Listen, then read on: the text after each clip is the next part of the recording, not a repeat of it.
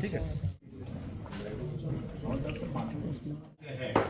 आप सोच के देखिए हमारी महिलाओं का परसेंटेज होना चाहिए।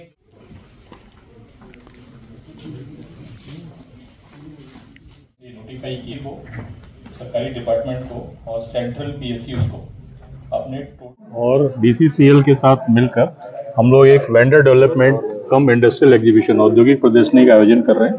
इस कार्यक्रम का मुख्य उद्देश्य झारखंड राज्य के एमएसएमई को एक मार्केटिंग सपोर्ट प्रोवाइड करना है। भारत सरकार की एक पॉलिसी है, पब्लिक प्रोक्योरमेंट पॉलिसी। इस पॉलिसी के तहत सारे सरकारी डिपार्टमेंट, सेंट्रल मिनिस्ट्रीज डिपार्टमेंट और सीपीएसयूज को ये मैंडेटरी किया गया है कि वो अपने टोटल एनुअल प्रोक्योरमेंट का एटलीस्ट 25% रजिस्टर्ड एमएसएमई से खरीदें।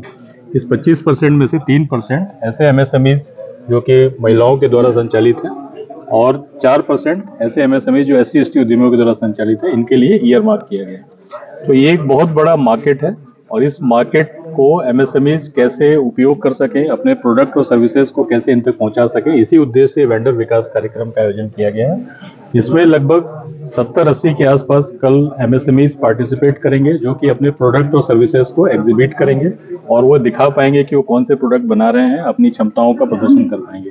इसके अलावा बीसीसीएल के साथ लगभग 10 के आसपास पीएसयूज, सेंट्रल पीएसयूज भी इसमें पार्टिसिपेट कर रहे हैं, जो कि अपने स्टॉल और technical session buyer seller meet के माध्यम से उनके प्रतिनिधि ये बताएंगे कि उनका कौन सा प्रोडक्ट एमएसएमई से खरीद सकते हैं, उसकी टेक्निकल स्पेसिफिकेशन क्या है, उनके यहाँ वेंडर रजिस्ट्रेशन की प्रोसेस क्या है। इस प्रकार हमारा काम है एक प्लेटफॉर्म प्रोवाइड करना जहां पर कि बायर्स जो सारे सीपीएसयूज और गवर्नमेंट डिपार्टमेंट मिनिस्ट्रीज अवेलेबल होंगे और सेलर्स के रूप में एमएसएमई होंगे और ये दोनों एक दूसरे के साथ इंटरेक्ट करेंगे। और हमारा ये मानना है कि इस तरह के इंटरेक्शन से अच्छे एमएसएमईज जो हैं वो डेवलप होंगे और भविष्य में वो as a vendor in PSUs के साथ रजिस्टर्ड होंगे। कुछ पीएसयूज जो कि जिनका मैं नाम बताना चाहता हूं, जिसमें east central railway Dhanbad division, उनके पूरी टेक्निकल टीम यहाँ उपलब्ध रहेगी।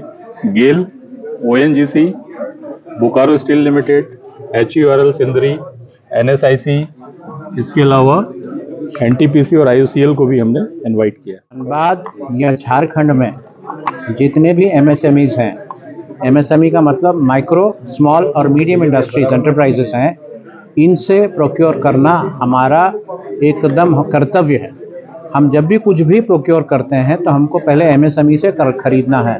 अगर एमएसएमई से अगर उसके बाद एमएसएमई अगर नहीं है तब हम लोग कहीं जैसे हम लोग को एक्सप्लोसिव खरीदना, तो एक्सप्लोसिव एमएसएमई में नहीं है, लिस्ट में ही नहीं है, तो हमको एक्सप्लोसिव हम बाहर से खरीद सकते हैं। बट जो चीज़ एमएसएमई में अवेलेबल है वो हमको एमएसएमई से ही खरीदना है। ये हमारा एकदम हमको बांध के रखा हुआ है एंड हम लोग खुश हैं कि हम लोग कर पा रहे हैं। वो 65% है, हम 66% में जाएंगे। इस साल हो सकता है हम लोग करीब 70% जाके टच करें। अभी और 3 महीने बाकी हैं, हम लोग 65% पे हैं। एंटरप्रेन्योर्स देखिए, हम लोग को 3% प्रोक्योर करना पड़ता है महिला एंटरप्रेन्योर्स, हम लोग कर रहे हैं 5.11%।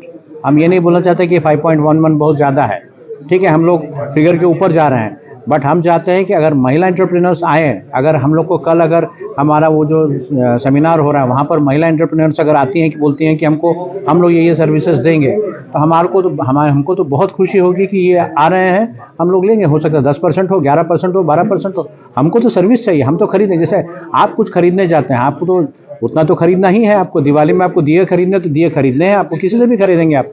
अगर एमएसएमई के पास हमको मिल रहा है तो हम तो उन्हीं से खरीदेंगे। पहली बात, हम तो बाध्य हैं।